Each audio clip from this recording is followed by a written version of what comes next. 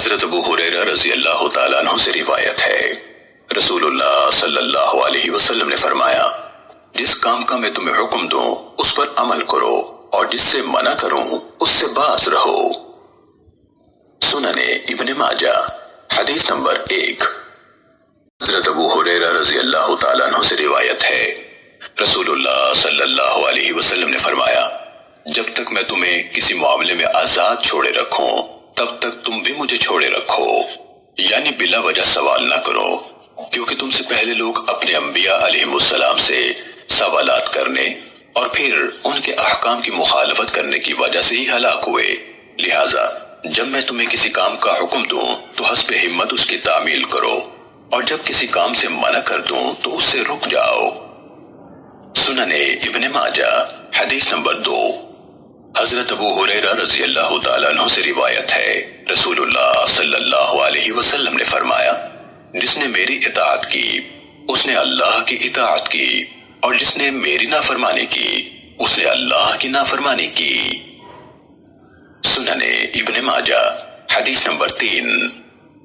حضرت ابو جعفر محمد باقر رحمت اللہ علیہ سے روایت ہے، انہوں نے کہا، حضرت عبداللہ بن عمر رضی اللہ تعالیٰ عنہما جب رسول اللہ صلی اللہ علیہ وسلم سے کوئی حدیث سنتے تو نہ اس میں اضافہ کرتے اور نہ کمی کرتے تھے۔ سنن ابن ماجہ حدیث نمبر 4۔ حضرت ابو دردہ رضی اللہ تعالیٰ عنہ سے روایت ہے، انہوں نے فرمایا، رسول اللہ صلی اللہ علیہ وسلم ہمارے پاس تشریف لائے جبکہ ہم فقر کے بارے میں گفتگو کر رہے تھے اور اس سے خوف کا اظہار کر رہے تھے، تو آپ نے فرمایا، کیا تم فقر سے ڈرتے ہو؟ قسم اس ذات کی جس کے ہاتھ میں میری جان ہے، تم پر دنیا اتنی زیادہ برسا دی جائے گی حتیٰ کہ کسی کے دل کو اس کے سوا کوئی چیز مائل نہیں کرے گی، یعنی ہر شخص اس کی طرف متوجہ ہو جائے گا۔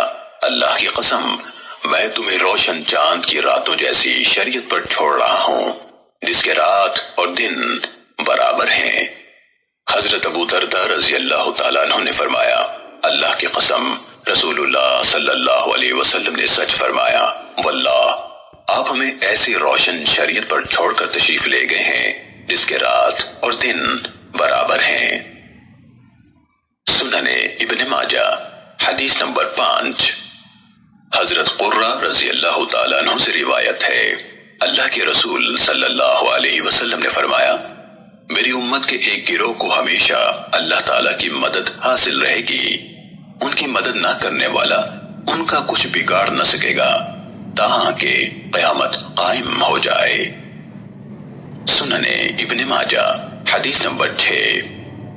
حضرت ابو ہریرہ رضی اللہ تعالیٰ عنہ سے روایت ہے کہ اللہ کے رسول صلی اللہ علیہ وسلم نے فرمایا، میری امت میں سے ایک گروہ اللہ کے احکام پر ہمیشہ پوری طرح قائم رہے گا، اس کی مخالفت کرنے والا اس کو نقصان نہیں پہنچا سکے گا۔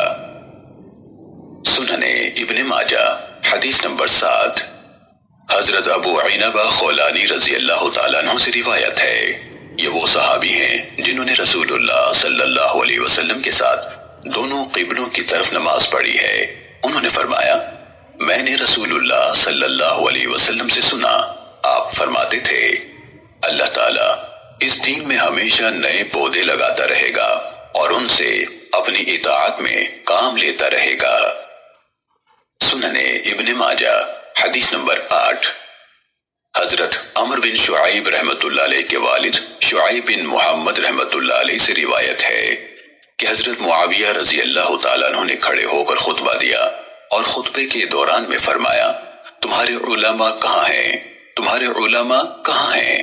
میں نے رسول اللہ صلی اللہ علیہ وسلم سے سنا ہے، آپ فرماتے تھے، قیامت قائم نہ ہوگی مگر میری امت کی ایک جماعت لوگوں پر غالب رہے گی، انہیں کوئی پرواہ نہیں ہوگی کہ کوئی ان کو ذلیل و خوار کرے یا ان کی مدد کرے۔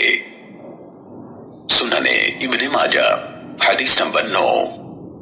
حضرت ثوبان رضی اللہ تعالیٰ عنہ سے روایت ہے، رسول اللہ صلی اللہ علیہ وسلم نے فرمایا، میری امت کی ایک جماعت ہمیشہ حق پر قائم رہے گی اور اس کی مدد کی جاتی رہے گی، ان کی مخالفت کرنے والے انہیں نقصان نہیں پہنچا سکیں گے حتیٰ کہ اللہ تعالیٰ کا حکم یعنی قیامت آ جائے۔